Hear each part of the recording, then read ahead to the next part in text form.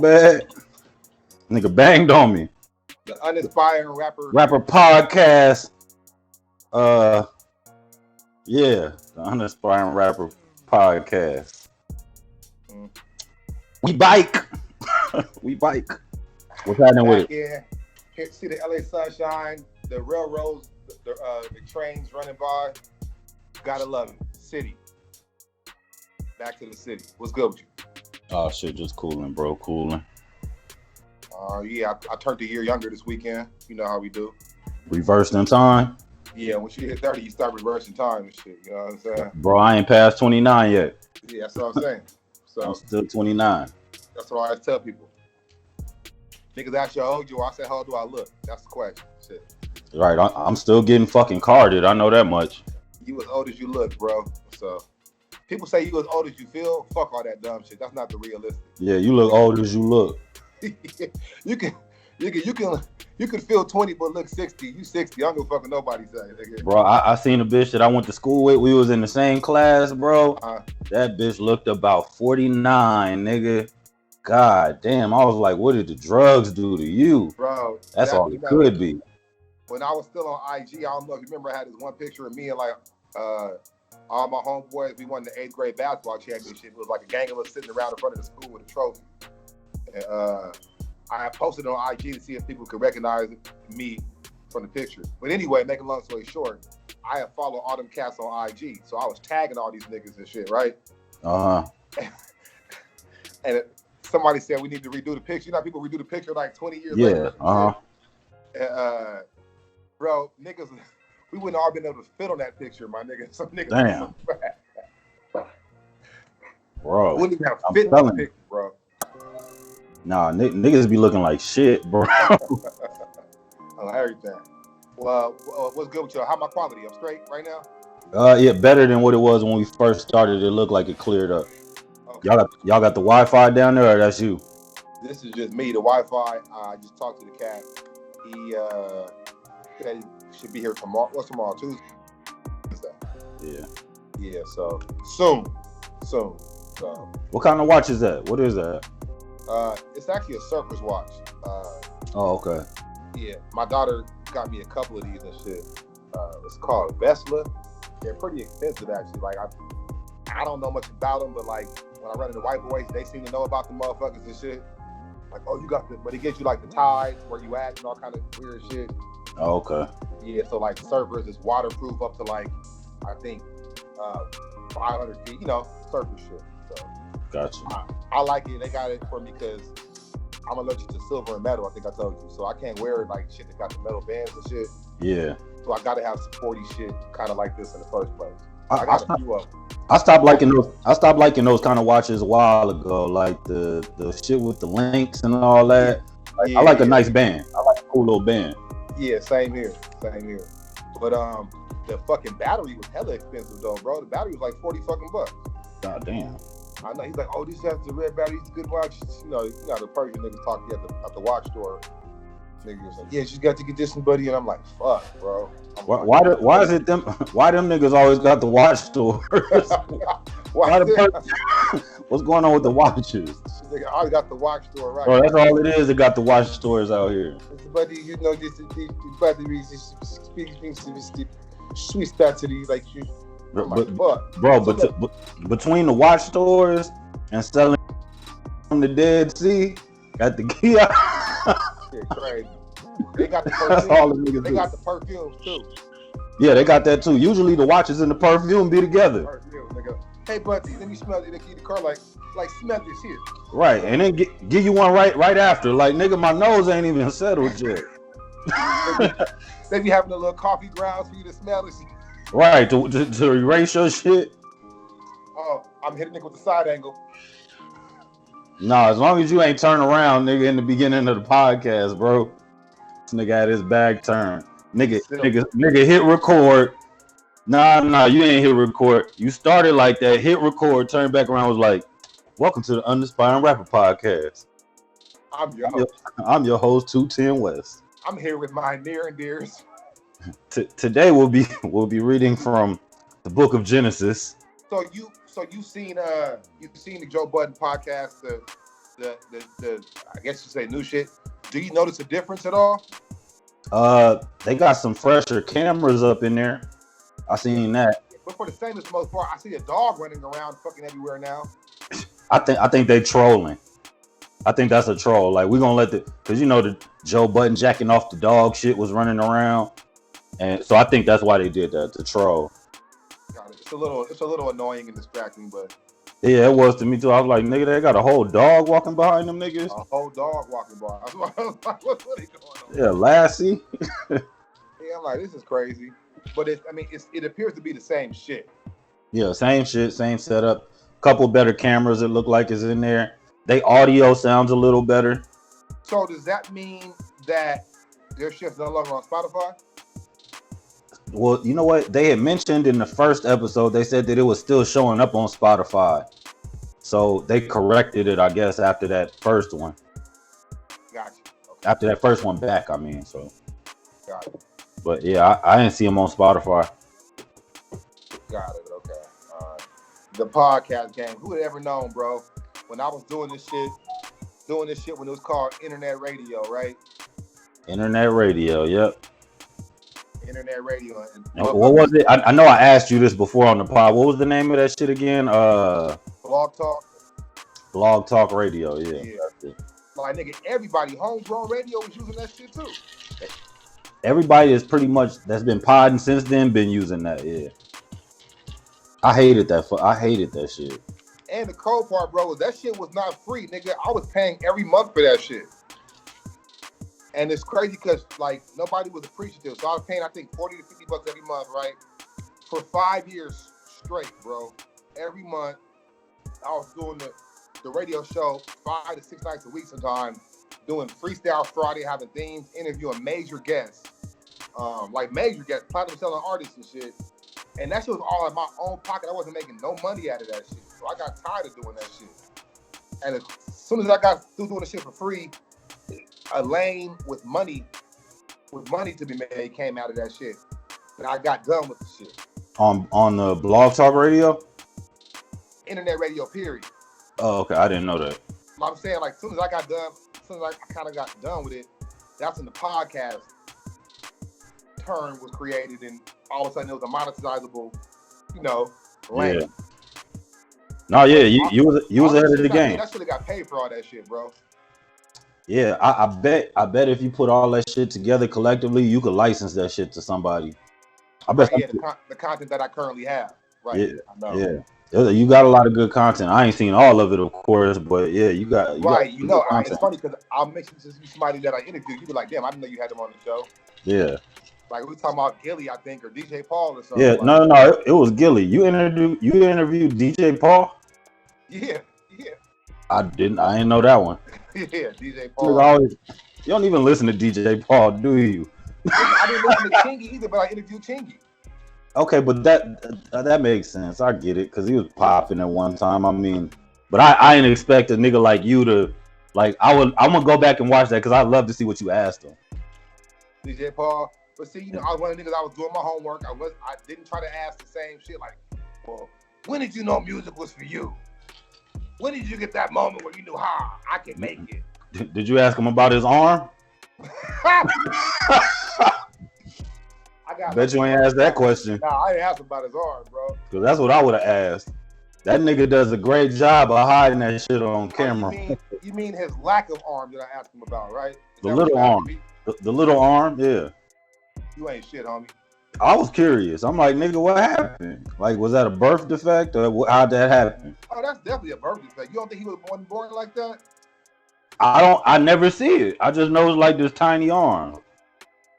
Born like that. I knew a nigga that played basketball with in college like that, bro. That nigga was awesome. I bullshit you not. That nigga had a little jumper too. Nigga like, I'm trying to think of how you do that. Like you like, And dribble with do he dribble with the little hand? Like, No. Nigga hit you with the sham god. Niggas gonna kill me, bro. God for the believers. All right, so Gilly the Kid, Rod Digger, Chingy, Joe Moses, Philadelphia Freeway, the real Rick Ross. And Freeway Rick. Yeah, Yeah, the real Rick Ross. Crooked Eye, the Outlaws, Jugmouth. You did all the Outlaws? No, it was Napoleon and Edie? the nigga who actually grew up on my same street in Altadena, ironically. I don't know who that is. Let's see. Idi Amin, Napoleon, Gaddafi. I feel like I'm missing the raspy voice nigga. That's what I'm talking about. I don't know why. Okay, I know who you're talking about, and I can't think of his name either. Fucking pissing me off. Like he's like 30 years old, locked down for life. Yeah, I know who you're talking about. But that's he was the main one I interviewed. Fuck, that sucks. I don't know why I can't down for Pac. Man, let me see even that.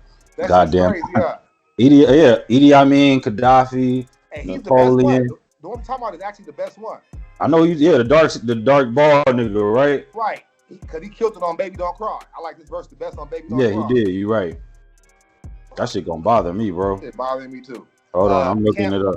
Camp Low. Donnell Jones. Shit. You see that nigga calling people out to do a versus, right? Donnell Jones? Yeah. Man, he gonna go into what he wrote for people. You know, he wrote all Usher's first shit. I just found that. I think you told me that. Yeah, he wrote all Usher's first shit. You can hear it. So Usher's first album, what's his name? Okay, so Hussein Fatal or Young Noble? Noble. Young Noble. Noble? Okay, Noble. that's him. Yeah, Noble. I don't know why I can't think of that shit. Noble. Noble's actually the dopest one out of them. I liked him the most too. Noble was definitely and he didn't make a lot of the cuts either on a lot of records. He didn't make a lot of the cuts. Wasn't prepared. Napoleon always made it. Well, yeah, a trip about interviewing him, man, was that, so you know the niggas is from Jersey, right? Yeah. So with him, he was like, so what happened was I used to live on the West Coast. He said, my brother caught a murder and my mom moved so he can get away from it. So I was like, where was you at? Nigga was like, we was in Altadena. What? I said, Altadena where? Nigga like on Palm Street. Nigga, that's where I grew up out on Palm Street, right? That's where I was at before we moved down to Pasadena into the Howard. Come to find out that nigga lived 2 doors down from me, and my older brother remembered them. Because niggas is older than me. Mm-hmm. But yeah, so he never knew what happened to him. My older brother known by all their government. He is noble though, but he known about their government and shit. But yeah, that nigga actually is the one that live out here in Cali. He stay in the IE. He still be out in Cali though.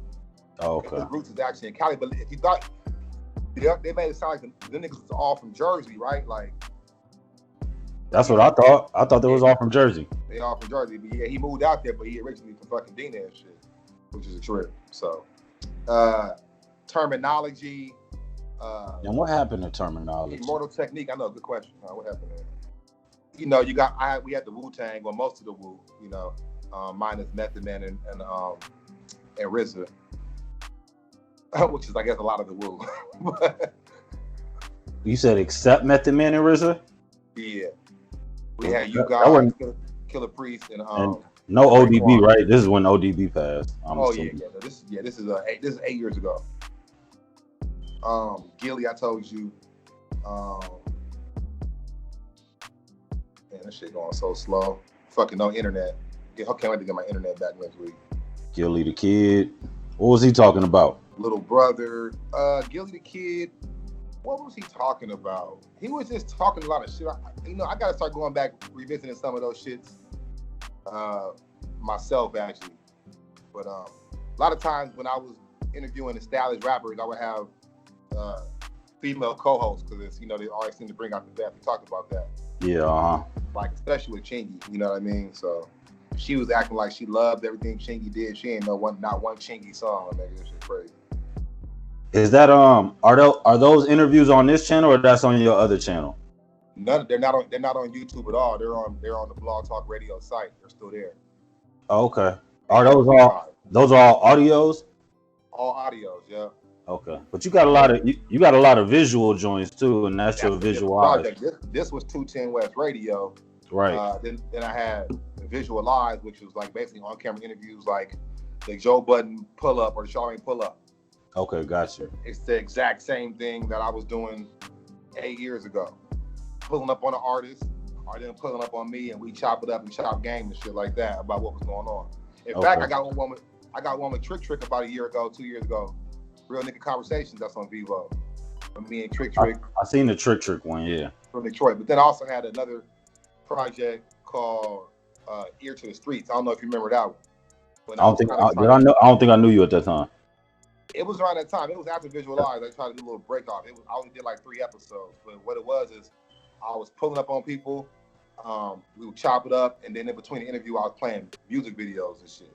I'll send you a link to one. All right. It was like a rap city, because at the time Rap City wasn't around. So I was just trying to bounce off different ideas. And then got you. Then I had 210 West TV, of course, where I was just doing shit, just boom, there, and a bunch of behind the scenes shit. But nigga got tired of doing shit for free, bro. I get it. And then at the end of the day, music is really my calling, man. So all that camera shit was fun and dandy, but nothing ever gave me the joy of having somebody on one of my beats or spitting the shit myself when I was still aspiring rapper. An aspiring rapper. I bet you wonder how I got here. That nigga shit is funny, bro. I ain't gonna front. That nigga's funny. Bet you wonder how I got here. So we talking about Watch on Me Quan. Watch on Me Quan, yeah. Check him out on YouTube. Me and this nigga don't agree too much about online comedians. So we don't agree to too much of shit, to be honest. We don't agree to too much of shit. The yin and the yang, nigga. The light and the dark podcast, nigga. Right, and I'm the dark one. Cause this nigga be in his feelings. I'm the light skinned one though. He's the light skinned one. I'm the dark skinned one. Hey, when you get a chance, man, go check that Drake shit though. Drake what? TV, the Drizzy TV on with Joe Budden. Oh, the one from back in the day. And what's so fucking funny is you can see how little Joe is, because that nigga Drake is up here on the camera. Nigga. Is he tall? Joe's like right down here. I didn't know that nigga was that tall. I thought they were the same height. Nah, Drake is like 6'2". Oh, okay, yeah. I assume Joe Budden's like a 5'9", 5'10" nigga or something. I don't. Not even that. Nah, bro. Nah. He got to be taller than me. I'm 5'6". But if I stand on my wallet, nigga, I'm 5'6.5". That nigga Raz had a line on his album. He said, first of all, he was coughing on Cam and shit. Nigga can't hang on. Nigga can't hang. Get your shit together, my nigga. I was just talking shit about. Yep. Oh, hey, let's hit the MCA shit real quick before we get out of here. What MCA shit? Your music? All right. So we joining today, huh? Oh, my bad. You talking about the interview? That's my fault. We joining. No, I thought you meant like one of your songs. So, Gia. Real quick, you know what I'm saying? So, anyway, MC8 has a song with Dave East, and they cripping it heavy. You know what I'm saying? So, Faison Love, if y'all don't know, Big Worm, real name Faison Love, commented on it. He comments on a lot of shit, and he does come off like a little bit of a hater. But for those who don't know, he's supposed to be affiliated with Emerald Hill Bloods, or Pyru, whatever the fuck they is. I'm not sure. In San Diego. I don't know nothing about that gangbang shit. So I don't know nothing about what Faison talking, bro. Anyway, he was questioning Davies, call nigga snitch or square. What do you call that nigga? He was disrespecting that nigga Crippin'. That's what I do know. He said the nigga real Crip, or they just put anybody on, or some shit to that nature. In a nutshell, he don't respect the Crip. Right. So, and then question MC8 for fucking with him. Right. So couple back and forth, nothing major, nothing like nigga, where you at? Pull up, nigga. But just commenting. But now they saying that MC8 snitched back in '95, and what they're saying is this. And I want to know, anybody that's watching this, leave your opinion in the comments of if you think this is snitching. Supposedly, his lawyer hooked him up with a movie role, and he was to get paid $100,000, right? Yeah, I think he said 100,000. 100,000 cash up front because he want his up front. That's how he always did his when he do shows. He always do his shit up front. And I guess the nigga who was funding the film was crooked. So the feds came to subpoena everybody. He sees the video, and he said that his lawyer said that it would behoove him to admit to getting the money because they already knew about it. So he said that they asked him and he admitted to getting the money, and that was it. They didn't ask for nothing else. He was gone. Like, so why would they call you and ask you some shit that they already know? I'll leave it at that, right? Right. But anyway, hey, whatever it is, you know what I'm saying? I done got out of some shit before where the shit seemed like too good to be true before too. Like, you can go. Like, I can go? Like, really? Like, okay, I'm out. Right? So shit happens sometimes, right? You can get lucky, right? So, okay. But my question is this. Do you think when they asked you if you got the 100,000 from that man, do you think that was going to help him or hurt him? That's question number one, right? Right. Question number two is you said that he gave you cash up front. How can they prove that he gave you cash? Like, right? So you don't have to say anything. Third of all, you don't have to say anything, period. Yeah, you don't have to say shit. Right? He said his lawyer told him that was his best interest, and he said his lawyer also got subpoenaed too, so he had to get a new lawyer because of the conflict of interest. Okay. So, my question to you before we get out of here is, what do you think about that?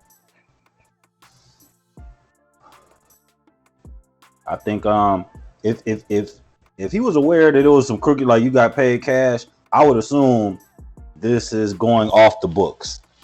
Anytime, front, right?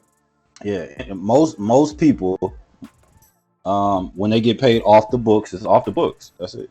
You know, so yeah, if they're asking you them questions, I would only be able to assume like, oh, they're asking me about the paper trail, and what I could say could potentially hurt whoever paid me. That would be my assumption. Right. Now, also, I want to know, did the dude communicate that to MCA? Like, and hey, MCA said he had no idea what this guy was involved in. He didn't even know him like that, he said. That's what I'm saying. That's tricky. Like, I get it. You get cash. Maybe you should assume it's off the books. But if you get 100,000, I'm sure MCA, maybe he deposited it. You know what I'm saying? I like to add one more factor for everybody listening. We not talking about a regular non-affiliate nigga. We talking about a nigga that's cripping in the 90s. So you know what come with this game. Right. No, he ain't supposed to say nothing. So you ain't naive to this situation. You know what I'm saying? You know what it is. You AWACS, my nigga. You know what I'm saying? You was there when they went to go ride back on them niggas that shot. You know what I'm saying? Yeah, you need to snaps on the petrol. When they shot Harold, you was right there. Nigga asked the nigga he needs some help. So you know what I mean? Come on. Yeah, man, that's wild. Yeah, especially that it get brought up today. Like, so at first I thought it was a snitch. And when I go back and listen to all that shit, I feel like Spider-Loc said, "Great question. Did you think that was going to help him or hurt him when you said that they gave him the money?" Right. And that's what it boils down to for me. It do. Especially when you go by a code. Right. That's bottom line for me. Anyway, man, the Unaspiring Rapper Podcast. We gonna hit y'all with the can we get that Problematic West Coast again one more time though? That's my shit. Yeah, let's run that shit again. Have you fucked with it? You fucked with it yet? Yeah, I found it. I got it in my email. Okay. Oh yeah, also Libra Project is out now. Not T.I. Not T.I. Libra is back running out to Dina. So, you know. He said he don't bang. Look, pray for him. Oh, no. We gonna have the album cover already on top of that right there. All right, you don't want to lead them out with prayer? Man, bye, nigga.